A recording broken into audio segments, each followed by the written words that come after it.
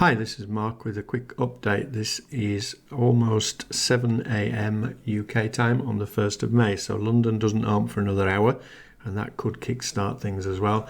But if we have a look at the charts in a moment, but before we do that, we're going to look at the news, and it's been mixed for the US so far this week. So ADP non-farm employment, the analysts don't pay as much attention to this as NFP, but it was revised down last month and it came out a lot worse than expected yesterday, so that's not good for the US. Advanced GDP quarter and growth was revised up last month, but a lot worse yesterday, so that's not good. And then you've got pending home sales are significantly better. Now today there is a potential upset. This is the big ones to watch today. So unemployment claims is one, but the manufacturing, ISM, PMI and final manufacturing below 50 is seen as recessionary. If this drops below 50, that will be a very negative for the US. And then the ISM manufacturing PMI is already below 50. So if that gets worse than expected, that would be bad for the US. So this is something you need to pay attention to. Tomorrow, we don't trade NFP Friday ever because it's nuts. And if this comes out a lot worse than expected, then the dollar could well drop, but then again the unemployment rate may go up or the average earnings could go up, so it's all a mess, which is why we never trade it. Now keep up in the forum. Ashley's posting, some of the more senior members are posting in here on a regular basis. I posted yesterday, I was kicking myself about the Euro New Zealand and I didn't see it and said it was a no-brainer too long, and I have now taken that because it came back and gave me another chance. And I also showed that on Bitcoin there's a rising wedge, and I have taken a little position on that as well as. So let's have a look at the charts. So what I'm seeing today is that the dollar index has done 41 pips, the average is 89. 100, as we know, is a massive area of previous support and resistance. So if we were to get up to there today, that would be almost twice the daily range. It looks as though it wants to get there. I would expect it to struggle unless there's some positive news. It needs a really positive catalyst to push this forward. So that's my expectation, that I think we may well be going to drift to there. S&P 500 yesterday closed just below the 55. These are major areas now for stocks. So we've broken the trend line, but as you know, we need them to break the EMAs. If it does, it could pop.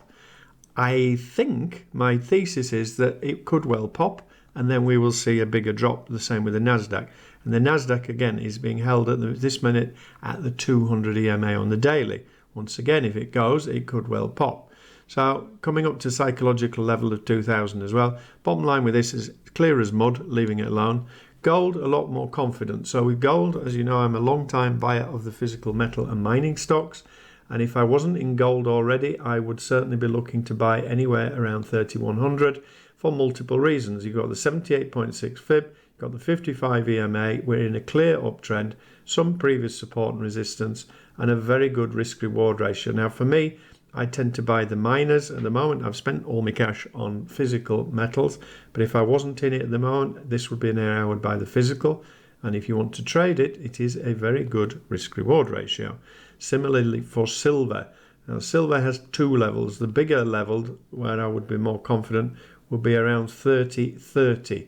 Again, you have multiple reasons going on here, and one of the multiple reasons for these are the fundamentals. If everything else turns to the messy stuff, then gold is the ultimate safe haven, as you know, and silver tends to go with it as well as.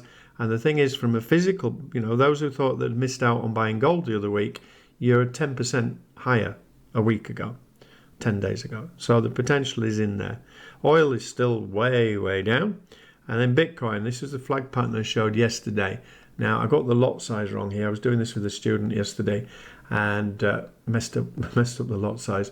But I was showing you, this is a flag pattern. And the theory of a flag pattern goes, you measure the pole, and on a daily, I've done it on a daily more than on a 4 hour, but you measure the size of the pole, which here is approximately 11,500, and then you measure that from the breakout. So if you get to breakout, that would take us to 11,500. Ooh, spooky. So those of us who are long-time holders of Bitcoin are hoping this is going to keep going. I have not traded this on an MT4 before, but I am looking to start doing this on a funded account. So I will be able to use some leverage without risking my own money. But anyway, just from a technical perspective, that is what that pattern is. Rising wedge flag pattern suggests an explosive move. So fingers and toes crossed. Now the dollar Swissy, I've left the 5 reasons thing up on here as well. I mean, so the dollar Swissy, clearly this would be the big area, and I've got it on the daily. So on the daily, major previous support and resistance. So if the dollar index goes up, this will go up. Not got multiple reasons for this at the minute, nor for the euro, it's miles away, nor for the pound, it's miles away. Euro pound, however, I have placed an order to short this. This is on the weekly. Last week it broke through the EMAs, so we start to think potential shorts. And then we've got the move down here. We've had the breakout. We've had the pullback already. So that was the first time. Problem with this these days, it hardly flipping moves. But the last 30 days was 62 average range, and the last 5 days is 40. So if this thing gets back up to here today, that's 35 pips, and I have my stop up here, and it's a 1 to 2 risk reward ratio. The downside is it's a bank holiday in Europe today, and it could be that it just goes to sleep for the day, but let's see what happens. Canadian dollar is not going anywhere. I don't have multiple reasons leaving it alone. Overnight, the yens have posted their interest rates. No surprises there, but they have cut their growth prospects, and it does look as though the dollar yen wants to move up today. Average range is 177, 126, and we've already done 137 today. So I do have a short on 1 yen pair. Pound yen, don't like it when things are in the middle of all these EMAs. CAD yen is the same.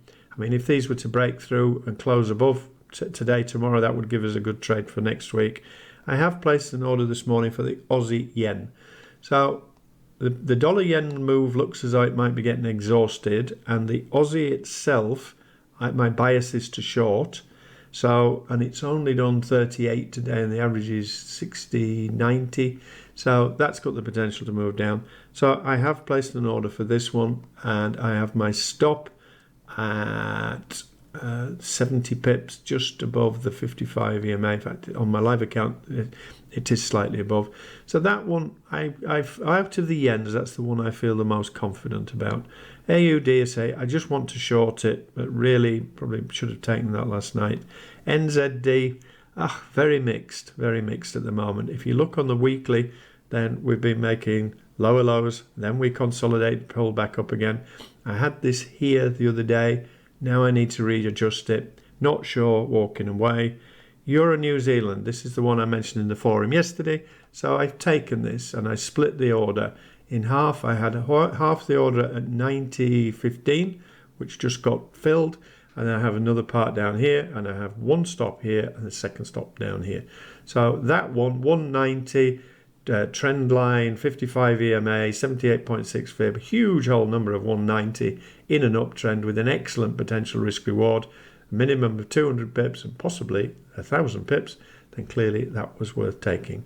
Tomorrow, as I say, is NFP. We don't trade it. Be very careful today with that news from the US as well. Personally, I'm going to focus on stocks today. Have a great day. I will be back with you at the weekend for my analysis for next week.